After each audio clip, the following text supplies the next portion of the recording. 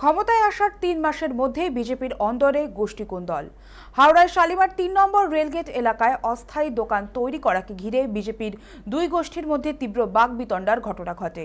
ঘটনার গুরুতর জখম হন দক্ষিণ হাওড়া ১ নম্বরের বিজেপি মণ্ডল সহ সভাপতি দিবাকর চৌধুরী। বর্তমানে হাওড়া জেলা হাসপাতালে চিকিৎসাধীন তিনি। স্থানীয় সূত্রে খবর, রেল ওভারব্রিজের নিচে একটি অস্থায়ী খাবারের দোকান তৈরি করাকে কেন্দ্র করেই বিবাদের সূত্রপাত। অভিযোগ, ঘটনাস্থলে বিজেপির মণ্ডল স্তরের কর্মীরা পৌঁছানোর পর দুই পক্ষের মধ্যে বচসা শুরু হয়। এরপরই পরিস্থিতি হাতাহাতিতে গড়ায়। ঘটনার জেরে মাথায় আঘাত পান দিবাকর চৌধুরী।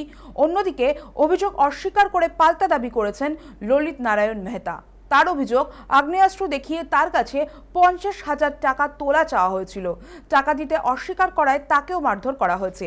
ঘটনায় দুই পক্ষের তরফেই থানায় অভিযোগ দায়ের হয়েছে। অভিযোগের ভিত্তিতে তদন্ত শুরু করেছে এজেসি বোস বোটানিক্যাল গার্ডেন থানার পুলিশ। প্রকাশ্যে বিজেপির দুই গোষ্ঠীর সংঘর্ষের অভিযোগ ঘিরে রাজনৈতিক মহলেও শুরু হয়েছে চাপানুতর।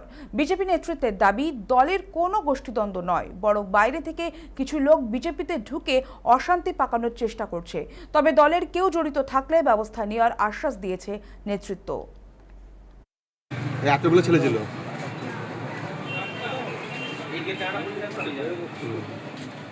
দেখে নিন ঠিক আছে।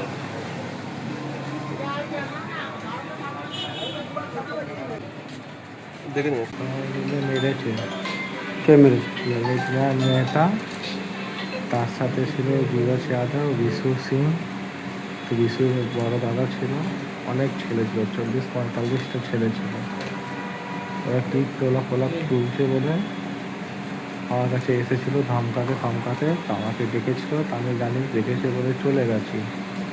চলে যাওয়ার পরে ওরা হুটহাট করতে সবাইকে ডেকে নিয়ে মারতে আরম্ভ করে দিয়েছে। কেন মারলো? ও নাকি ললিত ডেকে রেখেছিল সবাইকে, সেই জন্য মেরেছে। ललित नारायण मेहता बोल के आदमी है।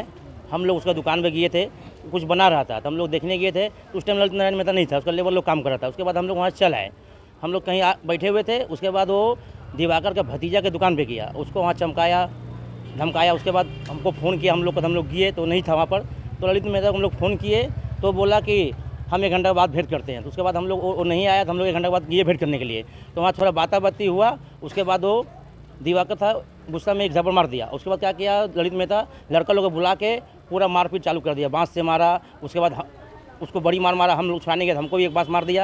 उसके बाद क्या किया, रेल लाइन पार हो गया तो पवन पांडे बोल के आदमी लड़का है, उसके साथ में वो हेलमेट से मारते हुए पूरा सुभाष भैया के गली तकले घर तकले आया है मारते हुए।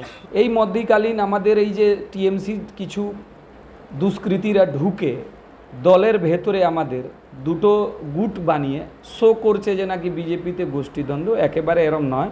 হ্যাঁ, যেগুলো হয়েছে এর আগেও সংগঠন তাদের বিরুদ্ধে শোকজ নোটিশ বহু লোককে দল থেকে বার করে দেওয়া হয়েছে।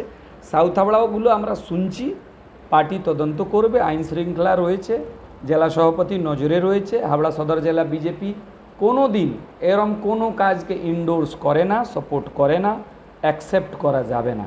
যারা দলের নীতি সিদ্ধান্তের বাইরে গিয়ে যদি করেন এইভাবে, তাদের দল পদক্ষেপ নেবে, উচিত ব্যবস্থা নেবে।